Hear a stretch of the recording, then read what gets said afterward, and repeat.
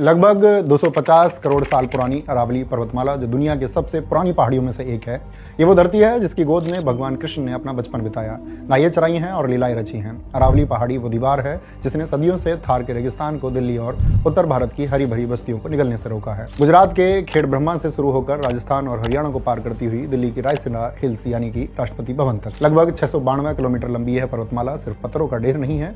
यह उत्तर भारत की वो फौलादी दीवार है जो थार के तपते रेगिस्तान को, गंगा यमुना के उपजाऊ मैदानों को निगलने और दिल्ली एनसीआर के क्षेत्रों की तरफ बढ़ने से रोकती है। पर समझने वाली बात यह है कि अगर अरावली से छेड़छाड़ किया गया तो रेगिस्तान ऐसे क्षेत्रों के दरवाजे पर खड़ा मिलेगा। अरावली सिर्फ एक सुरक्षा दीवार नहीं है बल्कि प्राकृतिक स्पंज भी है। जानकार बताते हैं कि इसकी हर एक हेक्टेयर जमीन हर साल करीब 20 लाख लीटर बारिश का पानी पीती है और उसे जमीन के नीचे फिल्टर करके आपके नलों तक पहुंचाती है। यह गुड़गांव और फरीदाबाद जैसे शहरों के लिए सबसे बड़ा और सबसे महत्वपूर्ण प्राकृतिक ग्राउंड वाटर रिचार्ज जोन है। अरावली के पहाड़ी जंगल में अनगिनत जिंदगियां भी वास करती हैं, जहां का राजा तेंदुआ है, जिसके साथ लकड़बग्गे, सियार, भेड़िया, नीलगाय और 300 से ज्यादा तरह के पक्षी रहते हैं। दौह के पेड़ अरावली जंगल की आत्मा है, लेकिन अगर यह दीवार गिर गई तो क्या होगा? पेड़ पौधे, पशु पक्षी तो खत्म होंगे ही। दिल्ली एनसीआर और राजस्थान के जयपुर, अलवर, उदयपुर जैसे बहुत से शहरों का भूजल का स्तर, जो पहले से ही पाताल में जा चुका है, पूरी तरह सूख जाएगा। जो थोड़ी बहुत नाम मात्र की स्वच्छ हवा आज दिल्ली और एनसीआर के क्षेत्रों को मिलती है, फिर वह हवा भी हवा नहीं रहेगी, बल्कि राजस्थान के थार रेगिस्तान की उड़ती हुई रेत होगी।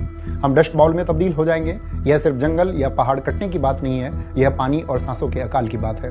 पर अफसोस, इस जीवन रक्षक अरावली को हम इंची टेप से नाप रहे हैं। 20 नवंबर 2025 को सिस्टम ने एक नई परिभाषा बनाई कि अब अरावली पहाड़ी का हिस्सा वही पहाड़ी मानी जाएगी जो 100 मीटर से ऊंची है। सुप्रीम कोर्ट ने इस नई परिभाषा पर मोहर लगने के बाद फॉरेस्ट सर्वे ऑफ इंडिया और एक्सपर्ट्स का कहना है कि इस नियम की वजह से राजस्थान की 99% से ज्यादा अरावली रेंज कानूनी सुरक्षा से बाहर हो जाएगी। मैं आपकी जानकारी के लिए बता दूं कि पूरे अरावली रेंज का लगभग 80% हिस्सा राजस्थान के भूभाग पर फैला हुआ है, जिस वजह से राजस्थान में 1,07,000 से ज्यादा अरावली पहाड़ियां हैं, जिनमें से केवल 1048 पहाड़ियां ही 100 मीटर से ऊंची हैं और इनमें भी सबसे ऊंची अरावली पहाड़ी गुरु शिखर है, जो माउंट आबू पहाड़ी पर स्थित है और 1722 मीटर ऊंची है।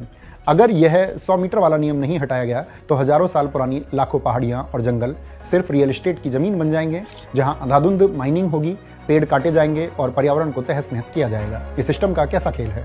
सरकारें कारोबारियों को 200 मीटर ऊंची बिल्डिंग बनाने की परमिशन दे देती है और प्रकृति की ऊंचाई को अपने हिसाब से इंची टेप के पैमाने पर नाप कर तय करती है। याद रखिए, अगर ऊंचाई ही पैमाना है तो कल मध्य भारत के विंध्याचल, उड़ीसा के पूर्वी घाट और दक्षिणी भारत की जान पश्चिमी घाट की छोटी पहाड़ियों का भी नंबर आएगा। दक्षिण के राज्यों में जहां पहाड़ नदियों का स्रोत है, वहां भी खनन माफिया और कारोबारी अरावली की ही तरह दलील देकर प्रकृति का विनाश करेंगे। सरकार